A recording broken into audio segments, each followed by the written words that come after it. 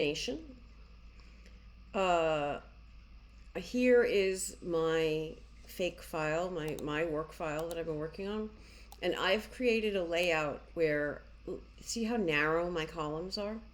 This is uh, just to show you some truly terrible hyphenation choices that InDesign is making. So look, they're hyphenating her name. Oh my God. They're hyphenating Adobe Ambassador, which not the greatest. See how, because it's hyphenating this word with two characters at the beginning, you end up with these little quasi words. We have so here, we have uni here. Look at this. Oh, look at that. I hate that. Um, we end up with these almost fake words. And do you see this? 1, 2, 3 in a row, and then one down here. This, if I turn the invisibles off, this is called a ladder. It's not really something that's particularly readable. And I don't like it. So, and also here, look at this. I'm hyphenating a headline. Not best practice. So let's see what we can do about this. I'm going to edit these in my paragraph styles because I have already applied all of these paragraph styles. And if I do my editing here, it'll update live. But I want to stress to you that what I'm about to do is also available to you here in the paragraph styles. Here is hyphenation. Same animal. So let's do, first of all, let's do the headline, the event title. So if I double click, hyphenation is here in the middle. My choice for my headlines is a very simple one. I'm going to turn it off. Preview is on, so watch what happens here when I turn it off. Bing! I just don't mess about with hyphenations and headlines. It's bad practice. But look what I'm left with. Again, not optimal to have icon all by itself. So I'm going to put in a soft return. If I turn my invisibles back on by going out of preview mode, you can see that. Absolutely, before I finish, I'm going to go through this file and I am going to double check every single one of these headlines.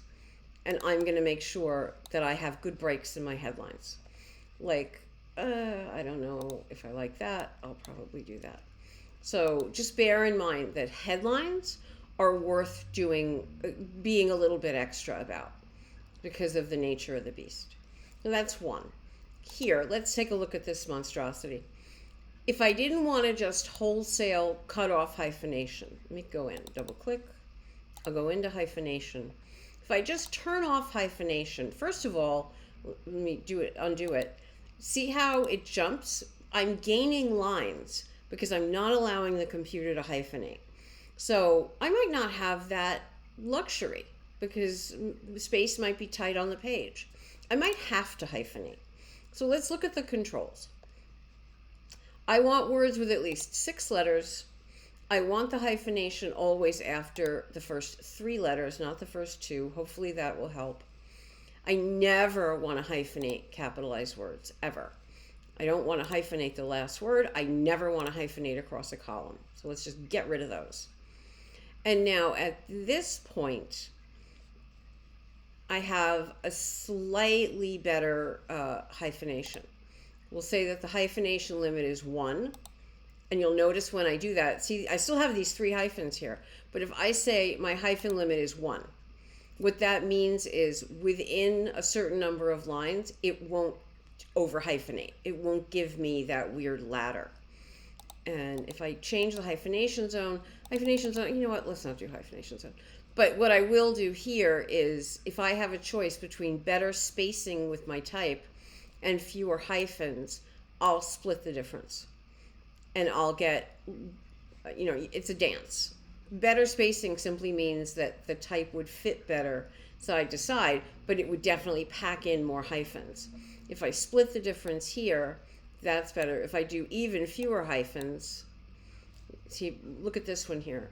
It's breaking content creator. But if I push this over, it says, never mind, I'll just do that. But that seems a little spacious to me.